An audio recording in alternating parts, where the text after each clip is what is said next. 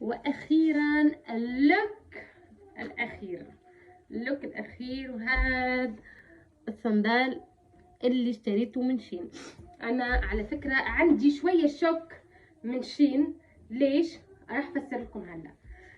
انا بشتري اشياء بتكون الطاي تبعي، بمعنى انا البس ام، بطلب ام، بس بتجيني اس، لانه هما مو نفس احنا، بمعنى انه هما بيلبسوا يعني كتير ضيق وكتير ضعاف هما علينا احنا، بس احنا بنتخن وبنزيد في الوزن. لهيك من كنا يعني بنلبس ام بنصير ال، طبعا هذا يعني المفروض. بس انا في اشياء بتجيني ام مثل ما انا تخينه يعني شوي. المهم انا طلبتها هاي سلوبيت، طلبتها ال.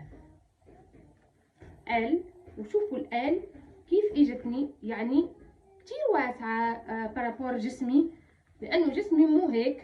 انا عندي شويه في الكرش بس الباقي ما عندي كتير، يعني انا لازم اتحكم فيها وضيقها كتير، اضيقها بس شوي من هون.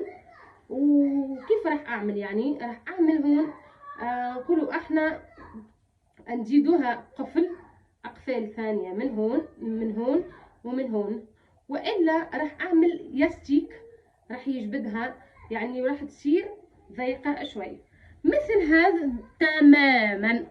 هذا انا بلبس 37 بس طلبت 38.